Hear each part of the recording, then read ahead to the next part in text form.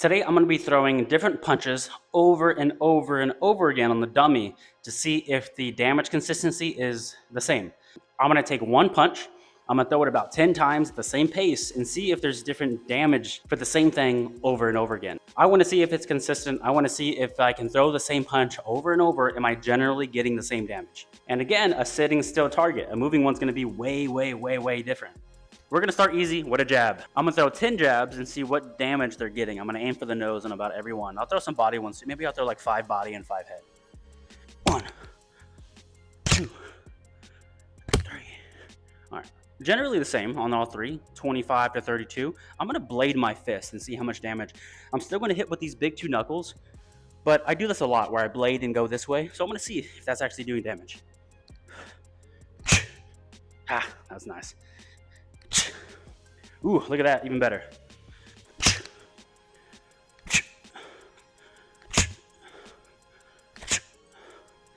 It's odd. Maybe I'm just right out of my reach. I think that's what that last one was, where I was like barely touching. But I'm going to step in a little too much and throw the jab.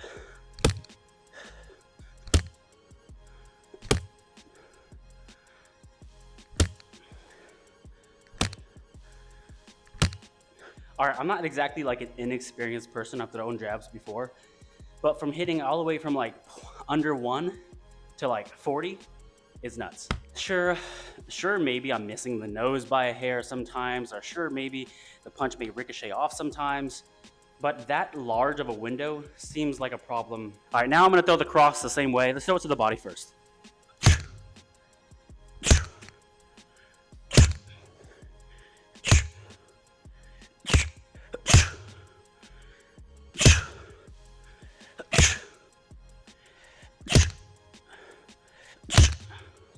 All right, so body cross, maybe it's just my height level in the easiest range for me, but that's like the easiest version of that. So throwing 38 to the body is pretty awesome, especially since this body cross is never really sitting by itself. It's always like big body and up top. So if you can hit like 40 and 40, 40 and 43, that's like, that's like 80 something combined, depending on what the first one hit for. So I can go body, boom, 35, boom, head, 35 again. 70 points right there just in what, a second? So food for thought. Let's throw the cross to the head, to the nose.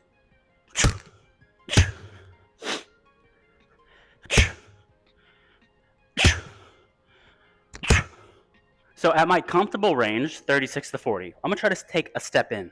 Just like a little too close for the cross.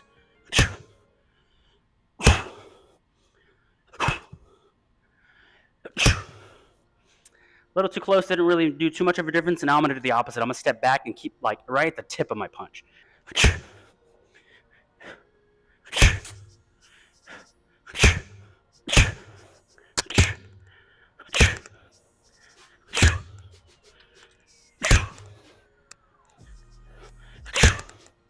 All right, so we got a little bit more power by stepping back. I would say 5 or 6 points, nothing crazy. But at least that tells you, obviously, across a long distance weapon, use it at long distance. Now for the fun stuff. Let's see if turning our hips over versus throwing a quick check hook without turning our hips over matter. You know what's like a funny way of realizing how effective turning your hips over really is in this game? I could sit here and throw a hook with no, maybe even add a slight hip rotation. 20, 29, 28, 7 was just funny, 28, 30, 22. Now I can throw hard with the hip rotation. 34, 34, 1, great. My point is that all arm punches was bad. Hips with the lead side was okay, but the backhand, no speed, no power, just hip rotation. The same power. 32 as the big turnover. 26, 31, 25, 30. And again, you can hear it in my voice. Nearly no effort being thrown here. I'm just kind of over-exaggerating my hips. Now let's start adding some speed. We cranked up a bit. Now let's throw hard.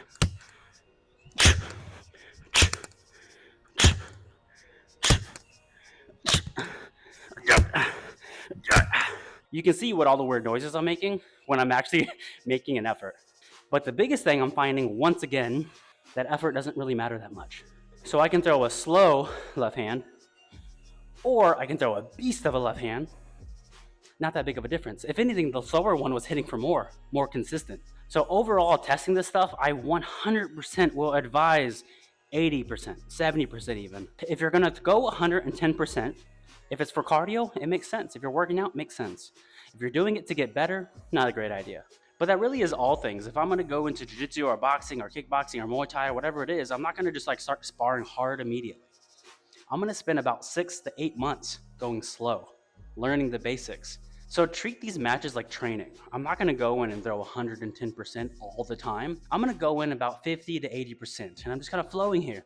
If you're someone like me that loves to push aggressiveness and cardio, do it. I'm not saying that. I'm saying that if you wanna slow down and learn, that's your best option if you're new. And not just that, it's also your best option when it comes to efficiency with your power. You saw that just kind of throwing technique was nearly as good as ripping with a big hand. So if you learned anything today, if I learned anything today, slower matches will do you better. Again, if you know me, I am aggressive, push the pace, high pace, hooks, crosses, I'm throwing at 110%. So don't get me wrong when I say slow down. I'm saying if you want to learn and get better, slow down in your practice, and when it's time to fight, fight. But remember, every match is not a fight to the death. So you have to start somewhere. I started 15 years ago with a jab cross on a line drill. So today's day 1 for you, or day 10, or second year, or whatever it is. As always, if you want to see more footage like this, make sure to subscribe right here in the middle. And if you want to see other educational boxing videos related to Thrill of the Fight 2, check out these.